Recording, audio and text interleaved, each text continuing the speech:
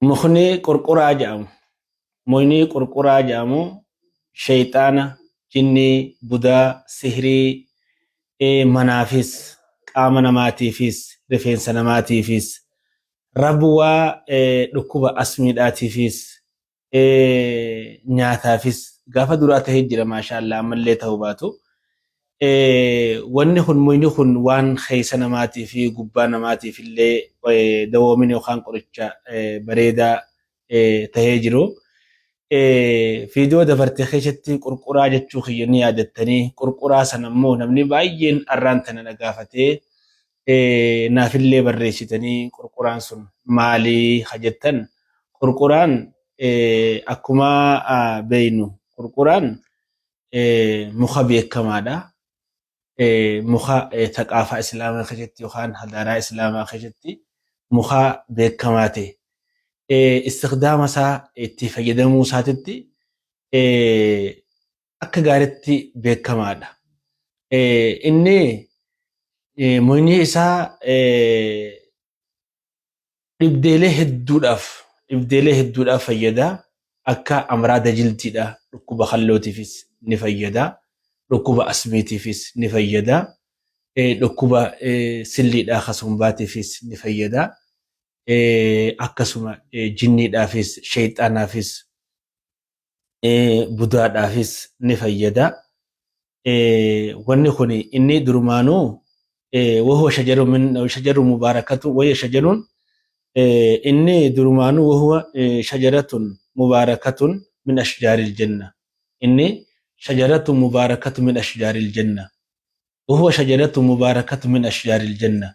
إني مخبر خيفما يخان خبجما مخا جنة الراتي القرآن أفان كنيتي مو يخان أفان نانو كنيتي مالجأ جاني حواسني خيني هدون نقافتي مخا قرقرا جا مخانا مالي بيتن إسين بفكينيا نانو خيشنتي أما بيا خيني خنا خيشتي قرقرا جناني قرقران بيكمادا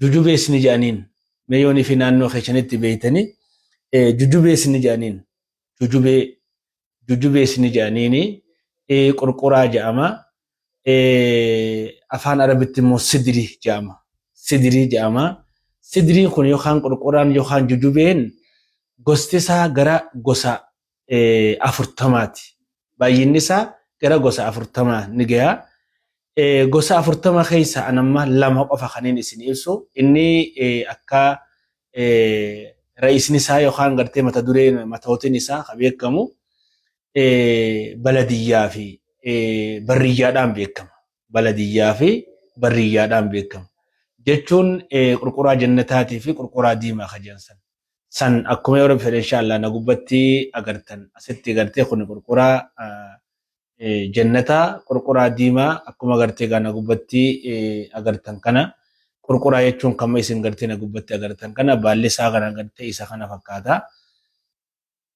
قرقران كنغا بليين كي قرقران أكما نمسين إبسي خنا دوام هدوك أبا شيطاناف بودا سيري جني داف akka gaariitti dawoomina cimaa qaba. Kanaaf wanni isinii arraanta nagaa akka gaariitti isinii addaan baasuu barbaade qurquraan isin nagaafattan sun qurquraan beekamaadha. Naannoo keenyallee fakkeenyaaf biyya keenya kana keessallee jira. Biyyoota biraa hedduu biyya biraatillee bakka hundatti argama. Bakka inni jirre jee yaadun jiru. Yooni fi gartee baddarra jiraachuu dhabe malee qaala lafa gartee qaala jabaraa gammoojjii kana gartee ka gaariitti jiraata. Kanaaf